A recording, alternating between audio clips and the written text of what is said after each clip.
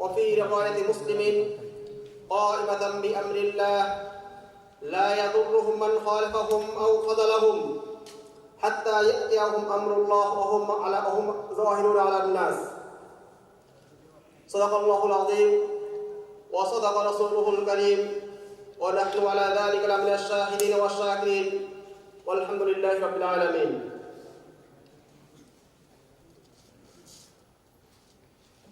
ইসলাম একটি পূর্ণাঙ্গ জীবন ব্যবস্থা। এই ব্যাপারে আমাদের কারো কোনো সন্দেহ আছে? ইসলাম এমন একটি জীবন ব্যবস্থা যেখানে ব্যক্তি জীবন থেকে শুরু করে পারিবারিক, সামাজিক, রাষ্ট্রীয় এবং আন্তর্জাতিক অঙ্গনের প্রতিটি সেক্টরে, প্রতিটি ক্ষেত্রে তার রয়েছে পূর্ণাঙ্গ জীবন বিধান, পরিপূর্ণ জীবন ব্যবস্থা। কিন্তু বর্তমান মুসলিম উম্মাহের অধঃপতন, মুসলিম উম্মাহের হীনমন্যতা, মুসলিম উম্মাহের পরাজয়ের কারণে তাদের অন্তরে বদ্ধমূল ধারণা হয়ে গিয়েছে ইসলাম ইবাদত সর্বস্ব। স্রেফ অল্প কিছু ইবাদত, ব্যক্তি জীবনে পরিচালিত কিছু ধর্মীয় আচার এবং কিছু কালচার পালনের নামই দিন। কিন্তু আল্লাহ তাআলা সুস্পষ্ট ভাষায় ঘোষণা করে দিয়েছেন, আল ইয়াউমা আকমালতু লাকুম দীনাকুম, আজকের দিনে তোমাদের জন্য তোমাদের দিন ইসলামকে পরিপূর্ণ ঘোষণা করলাম। একটি দিন তখনই পরিপূর্ণ হয় যখন সে দিনে ব্যক্তি জীবন থেকে নিয়ে আন্তর্জাতিক অঙ্গন পর্যন্ত প্রতিটি ক্ষেত্রে, প্রতিটি সেক্টরে কমপ্লিট পরিপূর্ণ জীবন বিধান থাকে। তো আজকে এই বিধান, আজকে ইসলামকে পরিপূর্ণ জীবন ব্যবস্থা হিসাবে আমরা না মানার কারণে আমরা পশ্চিমী ব্যবস্থা, পশ্চিমা সভ্যতা এবং তাদের যে আদর্শিক কালচার এবং আদর্শিক যে পন্থা রয়েছে সেগুলো গ্রহণ করে মুসলিম উম্মাহ আজ আমরা পরাজয়, আজকে আমরা হীনমন্যতা এবং আজকে আমরা লাঞ্ছনার দ্বার প্রান্ত উপনীত হয়েছি। এই জন্যই মুসলিম উম্মাহ ততদিন পর্যন্ত সম্মান, ততদিন পর্যন্ত ইজ্জত, ততদিন পর্যন্ত বিজয়ের দ্বার প্রান্তে বসতে পারবে না যতদিন না তারা এই পরিপূর্ণ দিনের দিকে ফিরে আসে। নবী করিম সাল্লাল্লাহু আলাইহি ওয়াসাল্লাম অন্য একটি হাদিসের মধ্যে ইরশাদ করেছেন, ইযা তাবায়াতুম বিল আইনা ওয়া আখাযতুম আযনাবাল বাকার ওয়া রাদিতুম বিজ-যার'i ওয়া তারাকতুমুল জিহাদ সাল্লাল্লাহু আলাইকুম যুল্লান লা ইয়ানজিহু আনকুম হাত্তা তারজিউ ইলা দীনি। নবী করিম সাল্লাল্লাহু আলাইহি ওয়াসাল্লাম স্পষ্ট ভাষায় ঘোষণা করেছেন, যখন তোমরা তোমাদের ব্যবসার মধ্যে তোমরা লিপ্ত হয়ে যাবে, সুদী কারবারে তোমরা জড়িত হয়ে যাবে, কৃষি কাজ তোমরা করতে থাকবে, গরুর লেজ আঁকড়ে ধরবে এবং এইটার উপরে তোমরা সন্তুষ্ট থাকবে, ও তারাকতুমুল জিহাদ, এবং আল্লাহর রাস্তায় জিহাদকে তোমরা পরিত্যাগ করবে, সাল্লাল্লাহু আলাইকুম যুল্লান, আল্লাহ তাআলা তোমাদের উপর এমন লাঞ্ছনা, এমন অপমান তোমাদের উপর চাপিয়ে দিবেন, লা ইয়ানজিহু হাত্তা তারজিউ ইলা দীনিকুম, যতক্ষণ না তোমরা তোমাদের দ্বীনের দিকে ফিরে আসো ততদিন পর্যন্ত এই জিল্লত, এই অসম্মান এবং এই লাঞ্ছনা চলতেই থাকবে। আজকের যুগে মুসলিম উম্মাহ যে লাঞ্ছনা, বঞ্চনা এবং যে অপদস্থতার শিকার হচ্ছে, এর পিছনে মৌলিক কারণ দুইটি। একটি হলো আদর্শিক এবং আকীদাগত কারণ, আরেকটি হলো সামরিক কারণ। আজকে আমরা আদর্শিক একটি কারণ নিয়ে আলোচনা করব, যেই কারণে লিপ্ত হওয়ার কারণে, যেই কারণ মুসলিম উম্মাহর মধ্যে প্রবেশ করার কারণে বর্তমান মুসলিম উম্মাহ আজ লাঞ্ছনা এবং বঞ্চনার শিকার হচ্ছে। আজকে মুসলিম উম্মাহ মনে করছে যে আমরা শুধুমাত্র মসজিদ, মাদ্রাসা এবং আমরা ব্যক্তিগত নামাজ, রোজা, হজ, যাকাত নিয়েই আমরা সন্তুষ্ট, কিন্তু রাষ্ট্রীয় ব্যবস্থা, শাসন ব্যবস্থা, বিচার ব্যবস্থা এইগুলো চালাবে সেকুলার সিস্টেম। সেকুলারদের মধ্যে ইসলামের কোনো দখল নেই, সেকুলার সিস্টেমে আল্লাহ এবং তার রাসূলের কোনো মূল্য নেই, সেকুলার সিস্টেমে এই দ্বীনের কোনো দাম নেই। এই জন্য আমরা যদি দ্বীনকে আংশিকভাবে পালন করি তাহলে আমাদের উপরে এই লাঞ্ছনা এবং এই বঞ্চনা আমাদের উপর চলতেই থাকবে। এই জন্য আমরা পরিপূর্ণ দ্বীনে ফিরতে রাজি আছি তো? পরিপূর্ণ দ্বীনে ফেরার ক্ষেত্রে আমাদের বর্তমান যুগের অন্যতম একটি জাহিলিয়া, অন্যতম এক ক্রাইসিস, সেটা হলো আমরা রাষ্ট্রীয় ব্যবস্থার ক্ষেত্রে ইসলামকে বাদ দিয়ে ইসলামকে ডিলেট করে আমরা এমন এক ব্যবস্থা গ্রহণ করেছি যা সরাসরি ইসলামকে উৎখাত করেছে, ইসলামের সাথে সাংঘর্ষিক এবং ইসলামের সে বিরোধিতা করে। আপনি বলেন, শত্রু দেখানো পথে শত্রুকে কখনো বধ করা সম্ভব? কিন্তু আমরা ইসলাম প্রতিষ্ঠা এবং ইসলাম বিজয়ের স্বপ্ন দেখি এমন পথ অবলম্বন করে যেই পথ আমাদেরকে দেখিয়েছে আমাদের শত্রুরা। আমাদের শত্রুদের প্রদর্শিত পথ দিয়ে আমরা কখনো সেই পথে বিজয় অর্জন করতে পারবো না যেই পথ দান করেছেন মহান রব্বুল আলামিন। এই জন্য রবের দেখানো একমাত্র সেই পথেই আমরা তার দিনকে বিজয় করতে পারবো। তো সেই জাহিরি ব্যবস্থার নাম হচ্ছে গণতন্ত্র। আমরা আজকে গণতান্ত্রিক সিস্টেমের অসারতা এবং ইতিহাসের আয়নায় এই গণতান্ত্রিক সিস্টেম ইসলাম এবং দিন বিজয়ের যে প্রচেষ্টা, এটার ক্ষেত্রে যে ব্যর্থতা, এটার ইতিহাস নিয়ে সামান্য আলোকপাত করার চেষ্টা করব ইনশাআল্লাহুল আজিজ। আমরা প্রথমে সামান্য ধারণা নেই গণতন্ত্র কি জিনিস, গণতন্ত্র কাকে বলে এবং গণতন্ত্রের দ্বারা দিন এবং ইসলাম প্রতিষ্ঠা করা কেন সম্ভব নয়। গণতন্ত্রের ইংরেজি হচ্ছে ডেমোক্রেসি, যা গ্রিক শব্দ ডেমোক্রাটিয়া শব্দ থেকে উদ্ভূত। ডেমোস অর্থ হচ্ছে জনগণ, ক্রাটিয়া অর্থ হচ্ছে শাসন। জনগণের শাসনকে বলা হয় ডেমোক্রেসি বা গণতন্ত্র। আব্রাহাম লিঙ্কনের ভাষায় যে government of the people, by the people, for the people, যে মানুষের দ্বারা, জনগণের দ্বারা, জনগণের স্বার্থে যেই সরকার গঠিত হয় সেই সরকারকে বলা হয় গণতান্ত্রিক সরকার। তো এই সরকারি ব্যবস্থা, এই সিস্টেমের মধ্যে, এই গণতান্ত্রিক সিস্টেমের মধ্যে মানুষকে, জনগণকেই সকল ক্ষমতার উৎস মনে করা হয়। মুসলিমরা সকল ক্ষমতার কেন্দ্রবিন্দু, সকল ক্ষমতার উৎস, সকল ক্ষমতার মালিক, অধিকারী কাকে মনে করেন?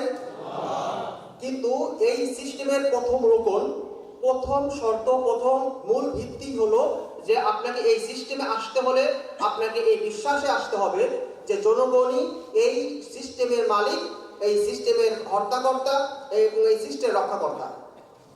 এখানে মুসলিমের যে ঈমান সবচেয়ে দামি সম্পদ, এই সম্পদকে বিসর্জন দিয়ে আপনাকে এই ঘরে প্রবেশ করতে হবে। কিন্তু আমরা মনে করি যে গণতন্ত্রের মধ্যে অনেক রদবদল করে, অনেক পরিবর্তন করে এটাকে হয়তো ইসলামীকরণ করা যায়। এটা একটা মারাত্মক ধোঁকা। গণতন্ত্র কেন ধোঁকা? আমরা দুইটা পয়েন্ট আলোচনা করি। একটা হলো গণতন্ত্রের প্রবলেম, আর একটা হচ্ছে গণতন্ত্রকে ইসলামীকরণের প্রবলেম। গণতন্ত্রের প্রবলেম দুইটা। একটি হচ্ছে গণতন্ত্র মূলত গণতন্ত্র না। এটা প্লেটোর পরে এরিস্টটল থেকে শুরু করে যুগে যুগে অসংখ্য দার্শনিক গণতন্ত্রের দুর্বলতা, গণতন্ত্রের সমস্যাগুলো তারা সবিস্তারে আলোচনা করেছেন। তারা কেউ মুসলিম ছিলেন না। অমুসলিম দার্শনিক যারা, তারা পর্যন্ত গণতন্ত্রের সমস্যা, প্রবলেম এবং এটা যে মানুষের জন্য উপযুক্ত না, এটা সবাই স্বীকার করেছেন। অ্যারিস্টটলের ভাষায় গণতন্ত্র হচ্ছে দুর্বল এবং স্বৈরাচারদের একটা শাসন ব্যবস্থা, দুর্বলদের উপরে দমন পীড়নমূলক স্বৈরাচার এলিট শ্রেণীর একটা জীবন ব্যবস্থা। কারণ এখানে আপনার থেকে ভোট নেওয়া হয়, আপনার থেকে সমর্থন নেওয়া হয়, এমন সিস্টেমে নেওয়া হয় জাস্ট একটা ক্ষমতায় যাওয়ার সিঁড়ি। কিন্তু তারা গিয়ে যে আইন প্রণয়ন করে, তারা গিয়ে যে সকল পদ্ধতি অবলম্বন করে, সেখানে জনগণের অংশীদারত্ব কতটুকু আছে। একটা উদাহরণ দিয়ে ক্লিয়ার হবে। গণতন্ত্রের মধ্যে বলা হয় অধিকাংশ সংখ্যাগরিষ্ঠর মতের ভিত্তিতে যে কোনো আইন বাস্তবায়ন করা হয়, যে কোনো আইন পাশ করানো হয়। আদৌ কি গণতন্ত্রের মধ্যে অধিকাংশ সংখ্যাগরিষ্ঠ মতের কোনো মূল্য রয়েছে?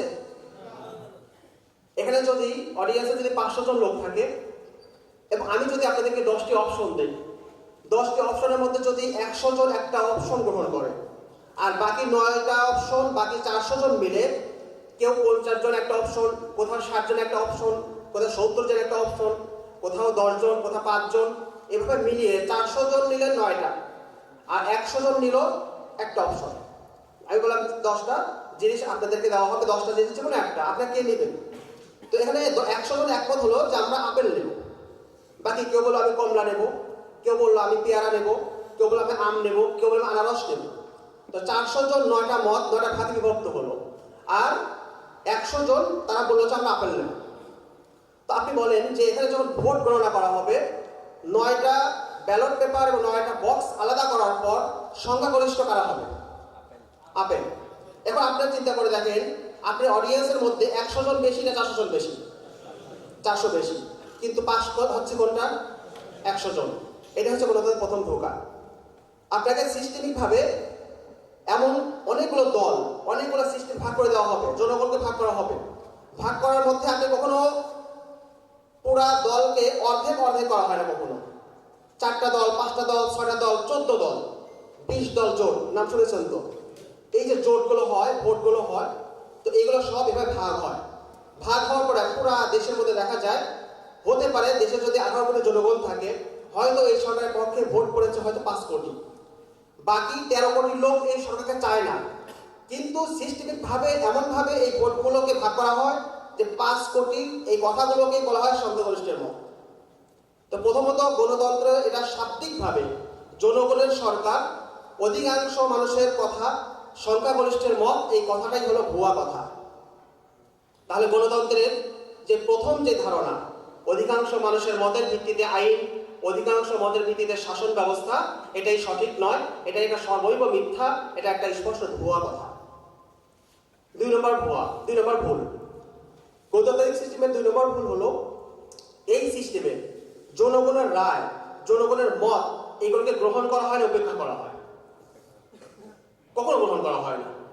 এরা জাস্ট আপনাদের একটা ভোট নিয়ে তারা ক্ষমতায় যাওয়ার একটা মাধ্যম হিসেবে গ্রহণ করে, কিন্তু ক্ষমতায় যাওয়ার পর আপনাকে চেনে না।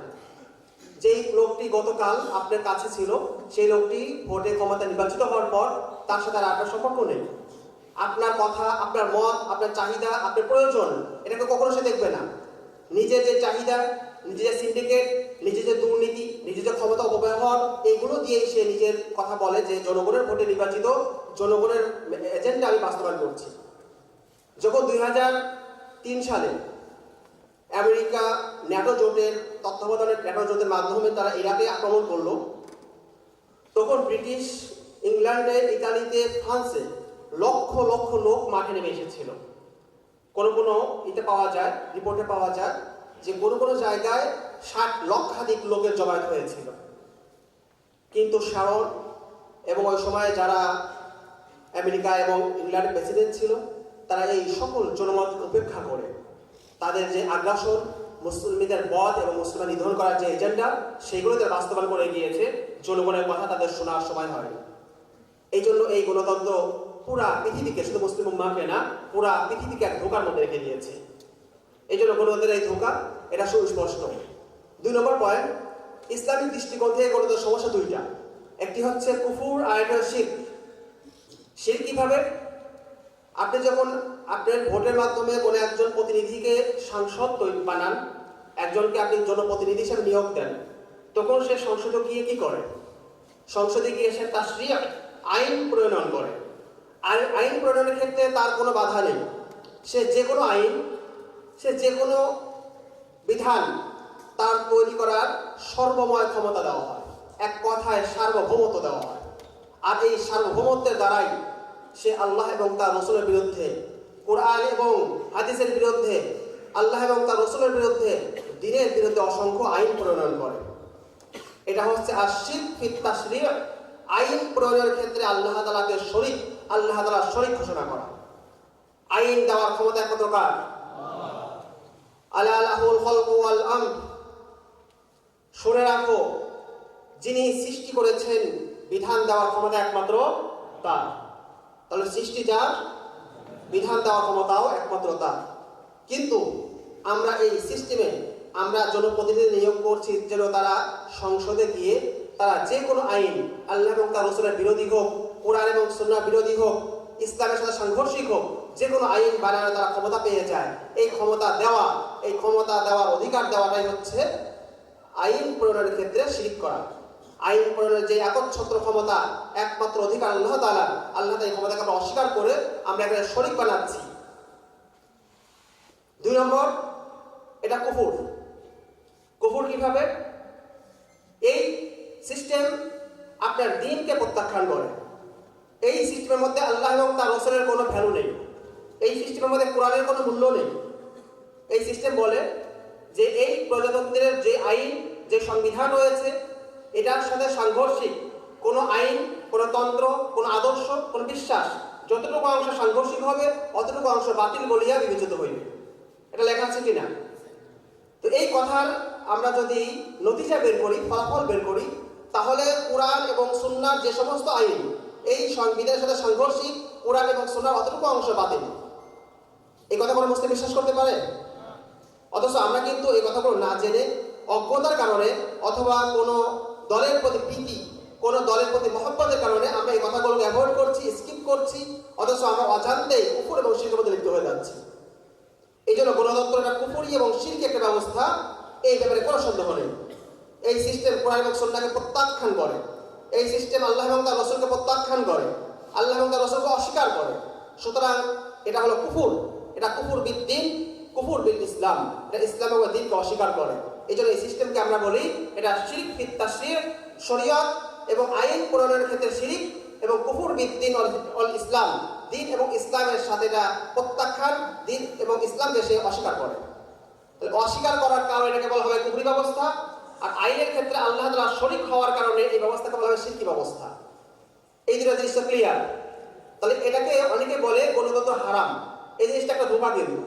অনেকে মনে করবেন যে গণতন্ত্র হারাম বলছে, তাহলে বলা ঠিক কথা, ঠিক আছে না। হারাম আর কুফর আর শিরকের মধ্যে আকাশ এবং পাতাল পার্থক্য রয়েছে। যে ব্যক্তি হারাম করে সে মুসলিম। হারাম এটা মুসলমান থাকা অবস্থায় তার গুনাহ এবং তার পাপের সর্বোচ্চ স্তরের নাম হলো হারাম। আর কুফর আর শিরক হলো ইসলামের গণ্ডি, ইসলামের সীমানা থেকে বের হয়ে যাওয়ার নাম হলো কুফর এবং শিরক। এই যে সেমিনার, যেই মঞ্চ এবং এই যে অডিয়েন্স এখানে যারা আছেন, আমরা একটা হল রুমে আছি। তো আমরা সবাই ভিতরে আছি, কেউ কাছে কেউ দূরে। কিন্তু কুফর এবং শিরক হলো আপনি এই ইসলামের যে একটা এরিয়া আছে, ইসলামের যে একটা হল রুম আছে, এই হল রুম থেকে বের হয়ে যাওয়া। এই জন্য গণতন্ত্রকে যদি কেউ হারাম বলে, তাহলে সে গণতন্ত্রের প্রকৃত বাস্তবতা সে উদ্ভাবন করতে পারেনি, এবং ইসলামের সাথে এটার যে সাংঘর্ষিকতা, ইসলামের সাথে এটার যে বিরোধিতা, এই ব্যাপারে সে ক্লিয়ার করেনি। এই জন্য গণতন্ত্রকে আমরা কখনো হারাম বলবো না, এটাকে বলবো কুফরি এবং শিরকি ব্যবস্থা। এটা হলো শারীরিক দৃষ্টিকোণ থেকে এবং তার প্রায়োগিক দৃষ্টিকোণ থেকে সমস্যা। এবার আমরা দ্বিতীয় পয়েন্টে আসি। গণতান্ত্রিক সিস্টেমে ইসলাম এবং দ্বীন প্রতিষ্ঠা করা, দ্বীন বিজয় করা সম্ভব কিনা। এখানে আমরা দুইটা পয়েন্ট আলোচনা করব।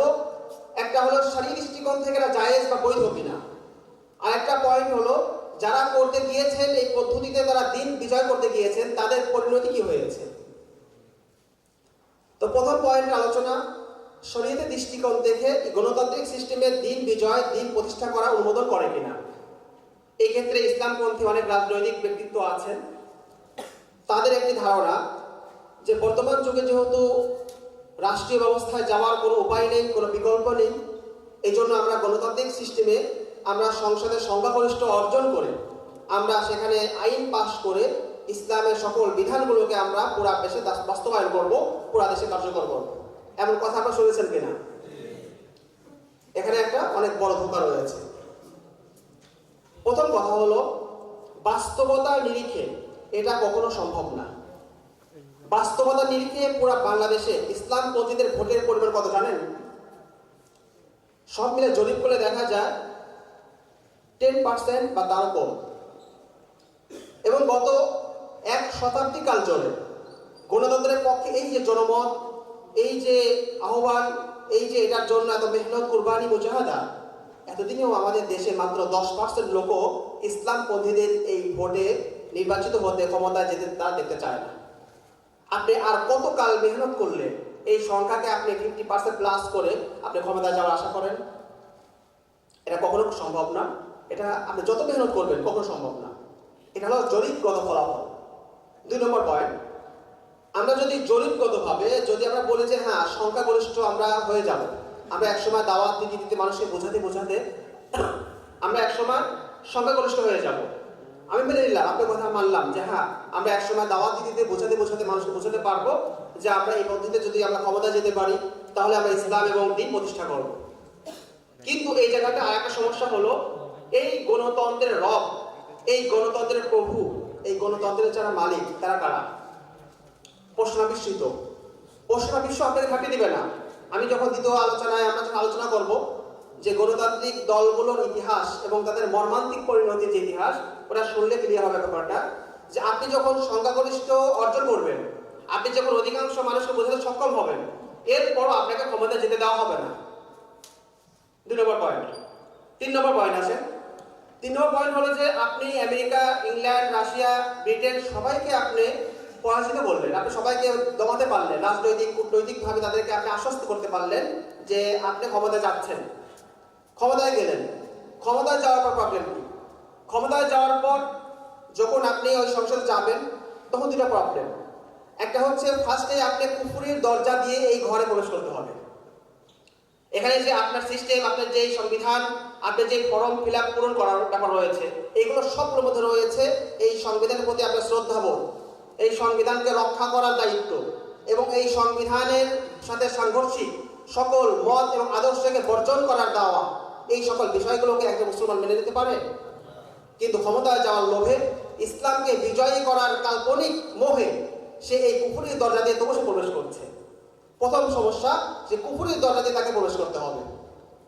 2 নম্বর সমস্যা, আমি এটাও মেনে নিলাম যে আপনার জরুরত প্রয়োজনের কারণে কুফরির দরজা দিয়ে প্রবেশ করছেন, এটা একটা জরুরত।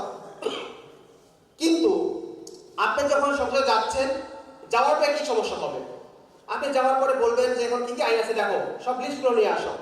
এখানে মদ, পতিতালয়, দুর্নীতি, মিথ্যা, বাজার সিন্ডিকেট, সুদ, এই ধরনের অনেকগুলো ইসলাম বিরোধী বিভিন্ন কার্যকলাপ, বিভিন্ন ইসলাম বিরোধী সমস্যাগুলো আপনি চিহ্নিত করলেন। এরপর আপনি খসড়া করলেন যে আইনগুলোকে বাতিল করতে হবে, ইসলামী আইনকে বাস্তবায়ন করতে হবে। এরপর আপনি যখন খসড়া তৈরি করে যখন সংসদে পেশ করছেন,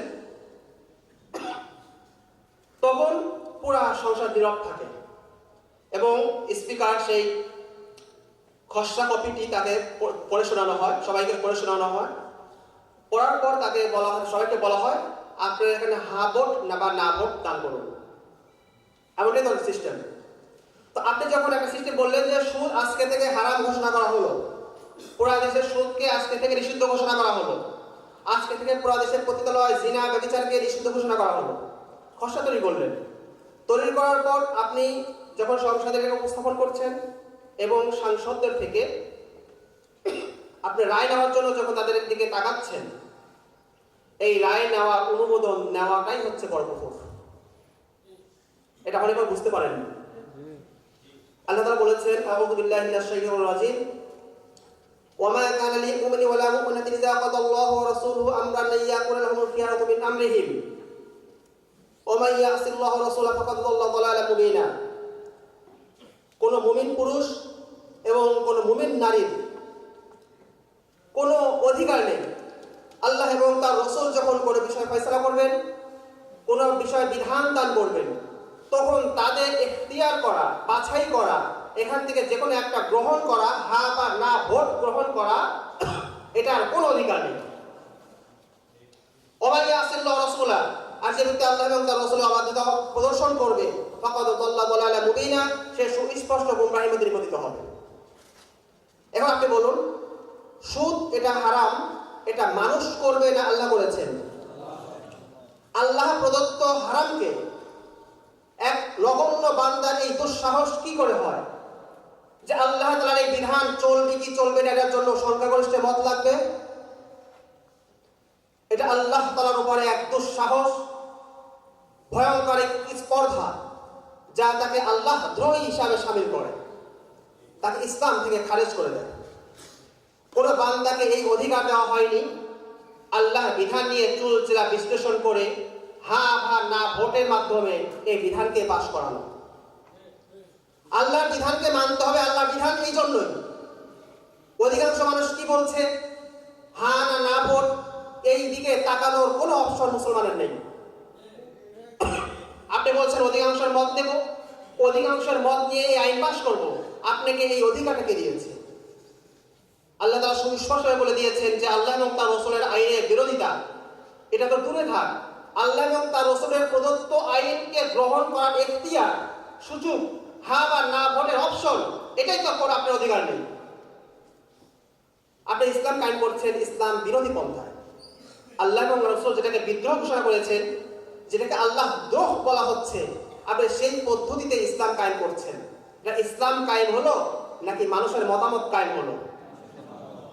তো আমরা মানুষের মত কায়েম করতে চাই না দিন কায়েম করতে চাই? দিন কায়েম করতে চাইলে আল্লাহ দিনকে দিন হিসাবে কায়েম করতে হবে। মানুষের অধিকাংশ মানুষের মত নিয়ে কখনো দিন কায়েম হবে না। মানুষের মত নিয়ে যেটা কায়েম হবে সেটা হবে গণতন্ত্র, সেটা হবে শয়তানের দিন, সেটা হলো শয়তানের যেই পদ্ধতি, সেই পদ্ধতি বাস্তবায়িত হবে। আল্লাহর দিন, আল্লাহ তাআলার যে নিজাম, আল্লাহ তাআলার যে বিধান, এটা কখনো বাস্তবায়িত হবে না। এই জন্য সংসদীয় পদ্ধতিতে বর্তমান প্রচলিত ধারায় দিনকে বিজয় করা, দিনকে প্রতিষ্ঠিত করা, আল্লাহর আইনকে কার্যকর করা, এটা কখনো ইসলাম অনুমোদন করে না। এটা হচ্ছে সরাসরি আল্লাহ তাআলার সঙ্গে বিদ্রোহের শামিল, আল্লাহ তাআলার সঙ্গে সরাসরি বেয়াদবি, গোস্তাখি, আল্লাহ তাআলার সঙ্গে দ্রোহ বিদ্রোহের শামিল। কোনো মুসলিম কখনো আল্লাহ তাআলার বিধান নিয়ে এভাবে কাজ করতে পারে না। 2 নম্বর ভয়ঙ্কর সমস্যা দেখেন, আপনার ক্ষমতার মেয়াদ কতদিন? কোথাও 4 বছর, কোথাও 5 বছর। 4 বা 5 বছর এই আইনের মেয়াদ কতদিন থাকবে? 4 বা 5 বছর। যে দেশে 4 বছর, 4 বছর অথবা 5 বছর। এরপরে আপনি ক্ষমতা আসা নিশ্চিত না অনিশ্চিত? অনিশ্চিত। আপনি যদি ক্ষমতা না আসেন, পরবর্তী যখন আরেকটা দল আসবে, সেকুলার কোনো দল, সে এসে এই আইনটা রাখবে, এই আইনকে সে লাথি মেরে ফেলে দিবে। আপনি বলের মধ্যে, কোর্টের মধ্যে এমন বল রাখছেন যে বলের মধ্যে আল্লাহ লেখা রয়েছে, এই বলকে একবার লাথি মারছে, একবার ওদিকে একবার এইদিকে। আপনি আল্লাহর দিনকে কি খেলনা বস্তু মনে করেন? এটা কি খেলনা বস্তু? একবার কখনো এই কোর্টে আমি লাথি মারবো, ওই পাশে যাবে, আবার ওই পাশে খেলোয়াড় পাশে লাথি মারবে, এই পাশে আসবে। আল্লাহর দিন এটা কিয়ামত পর্যন্ত বলবৎ থাকবে। মুসলিমদের হৃদয়ে এটার মর্যাদা, এটার আজমত, এটার সম্মান, তা কিয়ামত, তা মৃত্যু পর্যন্ত এটা প্রতিষ্ঠিত থাকবে। এই জন্য এটা কখনো আমরা সংসদে কোর্টে এটাকে পেশ করতে চাই না যে 5 বছরে এক সরকার সেটাকে বাস্তবায়ন করবে, আর এক সরকার সেটা ডিলিট করে দিয়ে এটাকে লাথি মেরে ফেলে দিবে, আবার সেকুলার আইন, শয়তানের আইন বাস্তবায়ন করা হবে। ওই সংসদ কখনো ইসলামী সংসদ হতে পারে না। এই জন্য ইসলামী সংসদ, ইসলামী গণতন্ত্র, ইসলামী ধারায় দিন প্রতিষ্ঠা, গণতন্ত্রের মাধ্যমে দিন প্রতিষ্ঠার কথা যারা বলে, তারা এখনো ধোঁকার মধ্যে রয়েছে। এই কথা এই জাতি মুসলিমরা যত আগে বুঝবে, তাদের জন্য তত বেশি কল্যাণ। যত দেরিতে বুঝবে, তাদের বিজয় তত দেরি হবে। ওমর রাদিয়াল্লাহু তাআলা একটা কথা বলেছেন, ইন্না কুন্না আযাল্লা কওমিন ফাআযানা আল্লাহু বিল ইসলাম। নিশ্চয় আমরা ছিলাম এক অধপতিত, এক লাঞ্ছিত, এক অপদস্থ এক জাতি। আল্লাহ তাআলা আমাদেরকে ইসলামের দ্বারা আমাদেরকে সম্মান দান করেছেন। ফামাহমা নাতলুবুল ইজ্জাতা বিগাইরি মা আযানা আল্লাহু বি। সুতরাং আমরা যখনই এমন কোন পন্থায় আমরা ইজ্জত এবং সম্মান তালাশ করব, যেই পদ্ধতিতে আল্লাহ তাআলা আমাদেরকে ইজ্জত দান করেছেন, এটা ভিন্ন অন্য কোন পদ্ধতিতে, আযাল্লানাল্লাহ, আল্লাহ তাআলা আমাদেরকে আগের মতো আবার আমাদেরকে লাঞ্ছনা এবং অপমান চাপিয়ে দিবেন। তো আজকে আমরা নববী মানহাজ ছেড়ে আব্রাহামিক মানহাজ, আব্রাহাম লিঙ্কনের যে সিস্টেম মানহাজকে গ্রহণ করে পুরা উম্মাহ দিন বিজয়ের জন্য আমরা 100 বছরের রক্ত দিচ্ছি, ঘাম দিচ্ছি, শ্রম দিচ্ছি, সময় দিচ্ছি, কিন্তু আমাদের সেই সম্মান, সেই ইজ্জত ফিরে আসছে না। লাঞ্ছনা, বঞ্চনা, না নির্যাতন আমাদেরকে আষ্টে পৃষ্ঠে চেপে ধরেছে। পুরা বিশ্ব মুসলিমদের জন্য সংকীর্ণ হয়ে আসছে। এই জন্য আমরা এই দিনকে বিজয় দিতে চাইলে, এই দিনকে প্রতিষ্ঠিত করতে চাইলে আমাদেরকে সেই পথেই ফিরে যেতে হবে, যেই পথে সাহাবায়ে কেরাম এই দিনকে বিজয় করেছিলেন, যেই পথে সাহাবায়ে কেরামের পরবর্তী তাবেঈন এই পুরা উম্মাহর মধ্যে এই দিনকে ছড়িয়ে দিয়েছিলেন। আর সেই পদ্ধতির নাম হলো একমাত্র নববী মানহাজ। নববী মানহাজ ছাড়া এই দিনকে প্রতিষ্ঠা করার কোনো উপায় নেই। এটা হচ্ছে গণতান্ত্রিক সিস্টেমের সমস্যা, এবং এটাকে কেন ইসলামীকরণ করা যাবে না, এটা আমরা কারণ বললাম। এরপরে আমরা দ্বিতীয় ধাপে আলোচনা করছি যে গণতান্ত্রিক সিস্টেমে যারা দিন প্রতিষ্ঠা করতে গিয়েছে, তাদের পরিণতি কি হয়েছে। গণতান্ত্রিক দলগুলোর মধ্যে আমি আজকে কয়েকটা দলের নাম বলবো। আমাদের উপমহাদেশে 3টা দল প্রসিদ্ধ, উপমহাদেশ না, মধ্যপ্রাচ্য জুড়ে 3টা দল পুরা পৃথিবীতে প্রসিদ্ধ। উপমহাদেশের ক্ষেত্রে সবচেয়ে বড় একটি দলের নাম হচ্ছে জমিয়ত উলামা ইসলাম, যার প্রতিষ্ঠা কাল হলো 1919 সালে এই দলটি প্রতিষ্ঠা হয় ব্রিটিশ খেলাও আন্দোলনের প্রেক্ষাপটে। এবং ব্রিটিশদের বিরুদ্ধে যখন হিন্দুদের সাথে মিলে মুসলিমরা যখন আন্দোলন করেছিল, তখন ভারতবর্ষের উলামায়ে কেরামের একটি প্ল্যাটফর্ম এবং তাদের একটি দল, সংগঠিত একটি দল, এই দলের নাম ছিল জমিয়ত উলামা ইসলাম। তাদের মাধ্যমে একটি আন্দোলন সূচনা হয় এবং এই দলটি প্রথমত ব্রিটিশকার আন্দোলনের তারা যোগ দিয়েছিল, পরবর্তী তারা দাওয়াতি সংগঠনের রূপ নেয় এবং 1947 সালে যখন ভারত বিভক্ত হয়ে পড়ে তখন এই দলটি দুটি দল ভাগে বিভক্ত হয়ে যায়।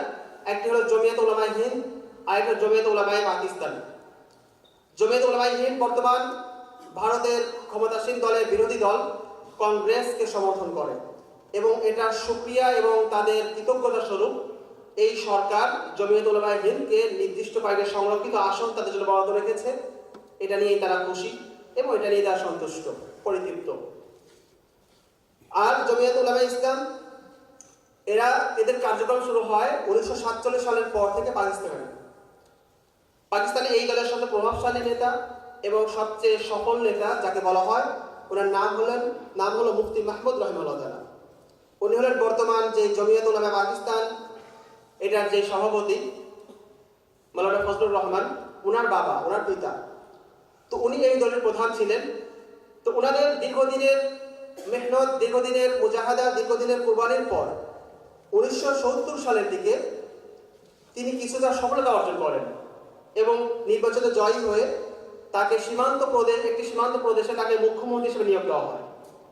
এখানেই আমিও যে কথা বলেছিলাম, কিছু রেফারেন্স বলেছিলাম যে ইতিহাসের মধ্যে আপনি বুঝতে পারবেন যে ইসলামপন্থীরা ক্ষমতায় যদি যায়ও, কুফরি দরজা দিয়ে কুফরি সিস্টেমের মধ্যে যায়ও, তবুও তাদের পরিধি কি হয় দেখেন।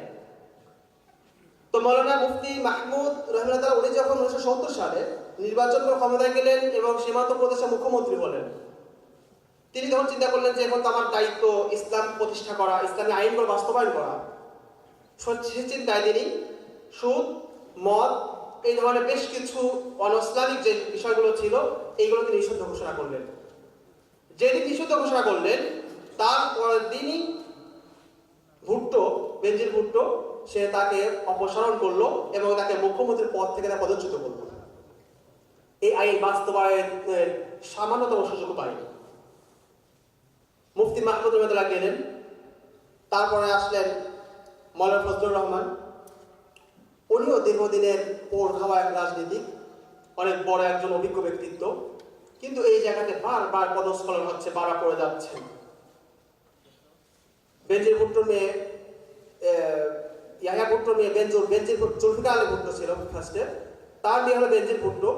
1992 সালে তার সঙ্গে মাওলানা ফজলুর রহমান জোট করলেন এবং জোট করার পর উনি ধারাবাহিকভাবে কয়েকটা ওনার এটা আমরা সামারিটা দেখি। উনি প্রথমে পেয়েছিলেন 4টা, ওনার পুরা দলের 4টা আসন পেয়েছিলেন। এরপরে আরেকটা নির্বাচনে পেয়েছিলেন মোট 12টি আসন। পরবর্তীতে পুরা পাকিস্তানের সকল ইসলামী দল একজোট হয়ে সর্বশক্তি নিয়োগ করে সকল আলেম ওলামা মাঠে নেমে পুরা পাকিস্তানের সব মিলে সর্বোচ্চ, পুরা পৃথিবীর ইতিহাসে, উপমহাদেশের ইতিহাসে সর্বোচ্চ যে ভোট 53টা আসন পেয়েছিলেন। এটা হলো ওনাদের সর্বশেষ এবং সবচেয়ে বড় সফলতা। কিন্তু দুঃখ এবং আফসোসের ব্যাপার হলো এই 4টা, 12টা, 53টা আসন নিয়ে ইসলামের পথ, ইসলামের হামজা, দ্বীনের ডাল সামান্যতম কোথাও প্রতিষ্ঠা করতে পারেননি। 1 ইঞ্চি জমিনের মধ্যে 1 সেকেন্ডের জন্য কোথাও দ্বীপ প্রতিষ্ঠা করতে পারেননি। এটা মূলত কোনো সম্ভবই না। আপনি এই সিস্টেমের মধ্যে যাবেন সিস্টেম পরিবর্তন করতে, কিন্তু আপনি কখন নিজেই পরিবর্তন হয়ে যাবে বুঝতে পারবেন না। এই সিস্টেমকে চেঞ্জ করা যায় না, এই সিস্টেমে গেলে নিজেই চেঞ্জ হয়ে যেতে হয়। এই জন্য এই সিস্টেমকে কোনো চেঞ্জ করতে যাবেন না, এই সিস্টেমকে ভাঙতে হবে, এই সিস্টেমকে উৎখাত করতে হবে। বিপ্লবের মাধ্যমে এই সিস্টেমকে যদি আপনি উৎখাত না করেন, এটা যদি শিকড় না কাটেন, এই সিস্টেমকে চেঞ্জ করতে গেলে নিজেই চেঞ্জ হয়ে নিজে ইমানের দায়রা থেকে বের হয়ে যাবেন।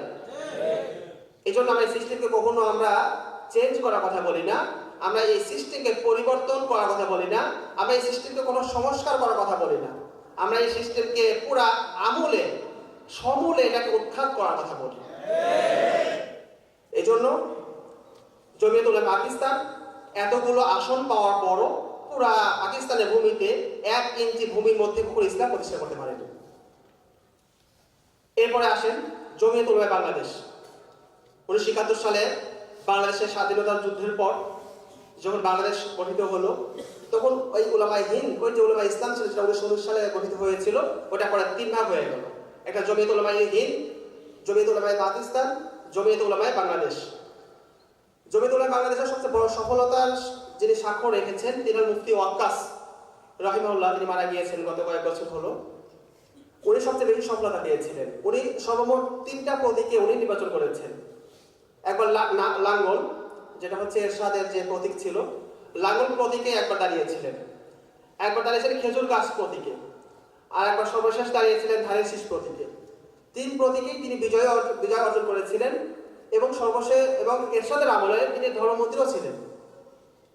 কিন্তু দেখেন, উনার আমল এবং পরবর্তী আমলে বাংলাদেশের প্রেক্ষাপটে কোথাও কি ইসলামী একটা আইন পরিবর্তন তো দূরে থাক, ইসলামী বিধান প্রতিষ্ঠাপিত হওয়া তো দূরে থাক, প্রচলিত পন্থায় সংস্কারমূলকভাবে ইসলামী একটা আইন, ইসলামের একটা বিধান এই পর্যন্ত বাংলাদেশে বাস্তবায়িত হয়েছে?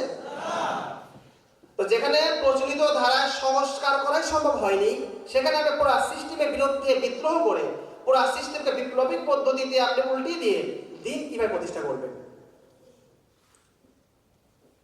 উম্মা, আমাদের এটা বুঝতে হবে। উম্মার সরল সহজ অনেক মুসলিম আছেন, এমনকি অনেক আলেমও আছেন। এই বৈশ্বিক জায়ান্টদের এই সকল ধোঁকা, এই সকল চতুরতা, এই সকল কৌশল এবং চক্রান্তগুলো এখন আর কেউ বোঝেন না। অনেকে মনে করেন যে আমরা সহজ সরল মানুষ, আমরা আস্তে আস্তে মানুষের আস্থা অর্জন করব, ভোট গ্রহণ করব, এক পর্যায়ে এমপি হব, মন্ত্রী হব, এরপর আস্তে আস্তে ইসলাম কায়েম করে ফেলবো। না ভাই, এখনো আমরা অনেক দূরে আছি।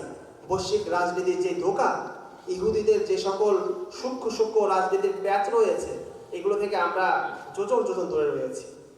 এজন্য পুরা বিশ্ব বাস্তবতা, বৈশ্বিক প্রেক্ষাপট যদি না বুঝি, তাহলে এই ধোঁকার মধ্যে আমরা বারবার পড়বো, বারবার আমরা আছাড় খেতে থাকবো, আমাদের পদস্খলন হতেই থাকবে। এটা হলো জমিয়তে উলামায়ে হিন্দ, জমিয়তে উলামায়ে পাকিস্তান, জমিয়তে উলামায়ে বাংলাদেশের আমাদের সংক্ষিপ্ত ইতিহাস বললাম। এরপর দ্বিতীয় একটি দল, পুরা বিশ্বের মধ্যে একটি বড় দল, ইখওয়ানুল মুসলিমিন, মুসলিম ব্রাদারহুড, নাম শুনেছেন তো সবাই। পুরা বিশ্বের মধ্যে সবচেয়ে সংগঠিত, সবচেয়ে বড় এবং বলা যায় সবচেয়ে প্রাচীন যে দলটি, সেটার নাম হচ্ছে মুসলিম ব্রাদারহুড। মুসলিম ব্রাদারহুডের জন্ম 1928 সালে। এই দলটির জন্মের সূচনাকালে এদের যে স্লোগান ছিল সেটা ছিল জিহাদ, তারবিয়াত, দাওয়াত। এই 3টা মূলনীতি, এই 3টা স্লোগানকে সামনে রেখে ইখওয়ানুল মুসলিমিন, মুসলিম ব্রাদারহুড একটি দল প্রতিষ্ঠিত লাভ করে। এই দলের প্রতিষ্ঠাতা হলেন হাসানুল বান্না, প্রখ্যাত দায়ী, মিশরের প্রখ্যাত দায়ী হাসানুল বান্না রাহিমাহুল্লাহ। উনি 1928 সালে এই দলটি প্রতিষ্ঠা করেন। এই দলটি প্রতিষ্ঠাকালে সূচনার লক্ষ্য ছিল কিন্তু ভালো। তাদের মেইন উদ্দেশ্য ছিল যেই 3টা স্লোগান বললাম, জিহাদ, তারবিয়াত এবং দাওয়াত, এই 3টার মাধ্যমে আস্তে দিনকে বিজয়ী করা, দিনকে প্রতিষ্ঠা করা। এটা ওনাদের প্রথম মানহাজটা মোটামুটি ঠিক ছিল। এবং এটার প্রেক্ষাপটে 1948 সালে যখন ইসরায়েল কর্তৃক ফিলিস্তিনের ভূখণ্ড দখল করা হয় এবং পুরা মুসলিম উম্মাহ যখন তাদের বিক্ষুব্ধ হয়ে ওঠে, তখন মিশর থেকে এই ইসরায়েলের বিরুদ্ধে সর্বপ্রথম সশস্ত্র আন্দোলন এবং সশস্ত্র তাদের প্রতি যেই মিছিল এবং তাদের প্রতি যে একটি দল গিয়েছিল যুদ্ধ করতে, সেই দলটির নাম হল মুসলিম ব্রাদারহুড। এবং এটার কারণে ওই সময় মিশরের যে শাসক ছিল তারা ছিল ইসরায়েলের সেবা দাস, ইসরায়েলের সাথে তাদের সম্পর্ক, আমেরিকার সাথে সম্পর্ক ছিল। সেই সূত্রে তারা মুসলিম ব্রাদারহুডকে দমন করা শুরু করলো এবং 1949 সালে রাজা ফারুক কর্তৃক এক মিছিলে ভয়ঙ্কর গোলাবর্ষণের মাধ্যমে প্রতিষ্ঠাতা হাসানুল বান্না রাহিমাহুল্লাহ তাআলাকে শহীদ করে দেওয়া হয়। তো এরপর মুসলিম ব্রাদারহুড তারা তাদের কার্যক্রম চালিয়ে যেতে থাকে এবং 1952 সালে এই মুসলিম ব্রাদারহুডের সাহায্য এবং তাদের সহযোগিতা নিয়ে প্রেসিডেন্ট নাজিব তিনি আবার ক্ষমতায় আসেন। তো মিশরের প্রেসিডেন্ট নাজিব তিনি আবার মুসলিম ব্রাদারহুডের সহযোগিতায় ক্ষমতায় আসার কারণে তিনি তাদের প্রতি কিছুটা দয়ালু, তাদের প্রতি কিছু সহমর্মী ছিলেন এবং তাদের প্রতি কিছুটা ছাড় দিয়েছিলেন। তো সেই সুযোগে মুসলিম ব্রাদারহুড তাদের কার্যক্রম আবার শুরু করে। কিন্তু নাজিবের পর যখন জামাল আব্দুল নাসের, মিশরের এক কুখ্যাত শাসক, এক ভয়ঙ্কর এক জালিম শাসক জামাল আব্দুল নাসের যখন ক্ষমতায় আসে, সে আসার প্রথম দিকেও এরকম ইখওয়ানের প্রতি তাদের দরদ এবং মায়া ছিল। কিন্তু দ্বিতীয় পর্যায়ে গিয়ে সে মনে করলো ইখওয়ান যদি এভাবে আস্তে আস্তে তাদের কার্যক্রম বাড়তে থাকে তাহলে এক পর্যায়ে এরাই আমাদের জন্য হুমকি হয়ে যাবে। এই চিন্তায় সে ইখওয়ানকে দমন করা শুরু করলো। এবং জামাল আব্দুল নাসেরের আমলে সৈয়দ কুতুব রহিমাহুল্লাহ তাআলাকে শহীদ করা হয়, ফাঁসি দেওয়া হয়। এরপর মুসলিম ব্রাদারহুডের সকল নেতাদেরকে জেল, অনেকে ফাঁসি, অনেকেই বন্দী করা হলো এবং তাদের কার্যক্রম স্থিমিত হয়ে আসছিল। এরপর 1973 সালে যখন আনোয়ার সাদাত, নোবেল জয়ী মুসলিম বিশ্বের মধ্যে যাকে প্রথম নোবেল জয়ী হিসেবে বলা হয়, তো আনোয়ার সাদাত যখন ক্ষমতায় আসলো এবং সে আসার পরে মুসলিম ব্রাদারহুডের সাথে আমার সম্পর্ক ভালো ছিল, কিন্তু 1973 সালে যখন ইসরায়েলের সঙ্গে মিশরে একটা ঐতিহাসিক যুদ্ধ হয়, যে যুদ্ধে মিশর সহ আরব বিশ্বের অধিকাংশ রাষ্ট্র পরাজিত হয়েছিল এবং ওই যুদ্ধের শেষ পরবর্তীতে আমেরিকার মধ্যস্থতায় ডেভিড ক্যাম্প নামে একটি চুক্তি হয়, যে চুক্তির আওতায় ইসরায়েল বর্তমান ফিলিস্তিনের অধিকাংশ রাষ্ট্র দখল করে এবং মিশরের একটি অঞ্চলকেও সে নিয়ে নেয়। এটা লম্বা একটি আলোচনা। তো এই ঘটনার প্রেক্ষাপটে তখন মুসলিম ব্রাদারহুড তারা আনোয়ার সাদাত ওনার বিরোধিতা করেন, কিন্তু এই বিরোধিতা আনোয়ার সাদাত গ্রহণ করতে না পেরে তারা আবারও দমন পীড়ন শুরু করে। এইভাবে 1980 সালে আসলো হোসনি মুবারক। হোসনি মুবারক আসার পরেও তাদের দমন পীড়ন কার্যক্রম চলতে থাকে এবং সর্বশেষ দীর্ঘ কয়েক যুগ ধরে এই দমন পীড়ন সহ্য করে হজম করে তারা সর্বশেষ 2012 সালে তারা রাষ্ট্রীয় ক্ষমতায় তারা উত্তীর্ণ হয় ডক্টর মুরসি রহমাতুল্লাহর মাধ্যমে। তাদের যেই সর্বোচ্চ সফলতা, পুরা পৃথিবীর ইতিহাসে সবচেয়ে বড় সফলতা গণতান্ত্রিক দলগুলোর মধ্যে সবচেয়ে বড় যেই তাদের সফলতা ছিল, ডক্টর মুরসির মাধ্যমে তারা সেই ক্ষমতার শীর্ষে আরোহণ করে। কিন্তু দুঃখের বিষয়, জুন মাসে তারা ক্ষমতা আরোহণ করে, কিন্তু 1 বছর 1 মাস পর 2013 সালের 3রা জুলাই সেনা কু ঘটিয়ে ডক্টর মুরসি এবং তার দলকে নিষিদ্ধ করা হয় এবং তাদের অধিকাংশ নেতৃত্ববৃন্দকে বন্দী করা হয় এবং তাদের অনেককে ফাঁসি পর্যন্ত দেওয়া হয়। এই হচ্ছে গণতান্ত্রিক দলের সর্বোচ্চ সফলতার শেষ পরিণতি ছিল। এরপর আসেন জামাতে ইসলাম। জামাতে ইসলাম বাংলাদেশ, পাকিস্তান, ভারতে তাদের কার্যক্রম চালু আছে। এদের জন্ম 1941 সালে। এরাও দীর্ঘদিন যাবৎ বাংলাদেশ, পাকিস্তান, ভারতে তাদের সকল কার্যক্রম সুগঠিত, ব্যাংক, তাদের স্কুল, কলেজ, তাদের দাতব্য সংস্থা এবং তাদের সকল ধরনের সিস্টেম কিন্তু চালু আছে এবং সাংগঠনিকভাবে তারা অনেক মজবুত। কিন্তু সফলতার পাল্লা, সফলতার মাত্রা একেবারেই শূন্য। তারা এককভাবে অথবা অন্য কোনো দলের উপরে সর হয়ে কখনো পৃথিবীতে কোথাও তারা ক্ষমতা যেতে পারেনি। মাঝে মধ্যে তারা ক্ষমতার সিঁড়ি হিসেবে ব্যবহৃত হয়েছে, কিন্তু তারা ক্ষমতার কেন্দ্রবিন্দুতে কখনো পৌঁছতে পারেনি।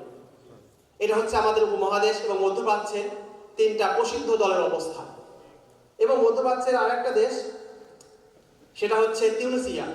রশিদ ঘানুসির নেতৃত্বে যখন তারা বিজয় লাভ করতে যাচ্ছিল, তখন তাদের সেই সামরিক প্রেসিডেন্ট, সামরিক যারা ছিল, সেনাকূ ছিল, সেনাকুর মাধ্যমে তার বিরুদ্ধে তার রাষ্ট্রদ্রোহ মামলা দেওয়া হয় এবং 25,000 নেতাকর্মীকে জেলাবদ্ধ করা হয়।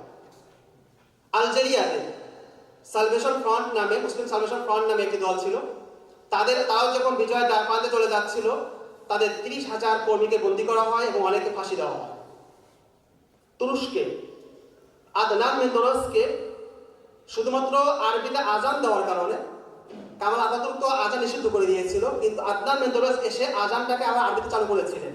শুধু এই অপরাধের কারণে তাকে ক্ষমতাচ্যুত করে তাকে ফাঁসিতে ঝোলানো হয়। প্রধানমন্ত্রী নাজমুদ্দিন এরবাকান তাকে 1997 সালে জোর করে তাকে সেনাবাহিনী জোর করে তাকে ক্ষমতাচ্যুত করে। এই ধরনের মিশর, তুরস্ক, আলজেরিয়া, তিউনিস এবং সর্বশেষ ফিলিস্তিনের কথা দেখেন। হামাস 2006 সালে বিপুল ভোটে বিজয়ী হলো, কিন্তু ইসরায়েল এবং আমেরিকা বলল যে এরা সন্ত্রাসীদের বিজয়ের কোনো মূল্য নেই। তো আপনি যদি ইসলাম প্রতিষ্ঠা করার জন্য এই কুফরি সিস্টেম যদি আপনি বিজয়ী হয়ে আসেন, তবুও পশ্চিমা বিশ্ব আপনাকে মেনে নেবে না। আপনাকে সন্ত্রাসী তকমা দিয়ে, আপনাকে টেররিস্ট নাম দিয়ে, আপনার বিরুদ্ধে সেনা কু ঘটিয়ে অবশ্যই আপনাকে ক্ষমতা মস্তক থেকে নামিয়ে দেওয়া হবে। এই জন্য এই ধোঁকার পথে গেলে আমাদের 2টা ক্ষতি। একটা হচ্ছে আমার দিন নষ্ট হচ্ছে, ঈমান নষ্ট হচ্ছে। 2 নম্বর হলো আপনি ক্ষমতা কেন্দ্রবিন্দুতে পৌঁছলেও পশ্চিমা বিশ্ব আপনাকে কখনো এই ক্ষমতা থাকতে দেবে না। এই জন্য যদি দিন প্রতিষ্ঠা করতে হয়, তাহলে আমাদেরকে প্রতিষ্ঠা করতে হবে ওই পদ্ধতিতে, যেই পদ্ধতিতে সাহাবায়ে কেরাম এবং পরবর্তী যে সকল তাবিঈন ছিলেন তারা প্রতিষ্ঠা করেছিলেন। শেষ ইমাম মালিক রহমাতুল্লাহ একটি কথা বলে শেষ করছি। ইমাম মালিক বলেছেন, লা ইউসলিহা আখিরু হাযিল উম্মাহ ইল্লা বিমা সালাহা বিহি আউয়ালুহা। এই উম্মার শেষ ভাগের লোকেরা কখনো সফল হতে পারবে না, কোনো পদ্ধতি অবলম্বন করে সফল হতে পারবে না যতক্ষণ না তারা ওই পদ্ধতি অবলম্বন করবে যেই পদ্ধতি, যেই সিস্টেম, যেই মানহাজ প্রথম যুগের মুসলমানরা গ্রহণ করেছিল। প্রথম যুগের মুসলমানদের মানহাজ কি ছিল? আমি 6টা শব্দ বলে যাচ্ছি, বিস্তারিত বলার সুযোগ নেই। দিন প্রতিষ্ঠা করার ক্ষেত্রে 6টা ধাপ রয়েছে। 1 নম্বর হচ্ছে দাওয়াত, 2 নম্বর হচ্ছে তারবিয়াত। দাওয়াতের মাধ্যমে যখন লোক জমা করবেন তাদেরকে শিক্ষা দিবেন, তারবিয়া দিবেন। তারবিয়া যখন কমপ্লিট হয়ে যাবে এরপরে লাগবে হিজরত, হিজরতের পরে লাগবে নুসরত, আনসার লাগবে, মুহাজির এবং আনসার। এরপরে লাগবে ইআদাদ, আপনার প্রস্তুতি লাগবে। এরপরে সর্বশেষ চূড়ান্ত চূড়া হলো জিহাদ। এই 6টি অপশন ছাড়া আপনি দিনকে কখনো প্রতিষ্ঠা করতে পারবেন না। নববী মানহাজের মূল সার কথা হলো 6টি জিনিস। একটা হচ্ছে দাওয়াত, তারবিয়া, নুসরত, হিজরত, নুসরত, ইআদাদ এবং জিহাদ। এই 6টি অপশনই হচ্ছে নবী মানহাজের সার কথা। আমরা যদি নবী মানহাজের দিন প্রতিষ্ঠা করতে চাই, আমরা দাওয়ার কার্যক্রম, আমাদের প্রথম ধাপে আমরা আছি, আমরা দাওয়াতের কার্যক্রমকে আরো জোরালো করতে হবে। দাওয়াতের মাধ্যমে আমরা যখন আমরা সব লোক জমায়েত করব, তারবিয়া দিয়ে, শিক্ষা দিয়ে আমাদেরকে রিজাল তৈরি করতে হবে, লোক তৈরি করতে হবে, উম্মাহ তৈরি করতে হবে। এরপরে হিজরত, নুসরত, ইআদাদ, জিহাদের মাধ্যমে আমরা পুরা পৃথিবীতে ইনশাআল্লাহ তাআলা দিন প্রতিষ্ঠা করার ইনশাআল্লাহ সেই চেষ্টা এবং সেই প্রতিজ্ঞা আমরা করব। আল্লাহ তাআলা আমাদেরকে সবাইকে এই দিন বিজয়ের অগ্রসেনানী এবং এই দিন বিজয়ের অংশীদার হওয়ার তৌফিক দান করুন। ওয়া আখিরু দাওয়ানা আলহামদুলিল্লাহি রাব্বিল আলামিন। আসসালামু আলাইকুম ওয়া রাহমাতুল্লাহি ওয়া বারাকাতুহু।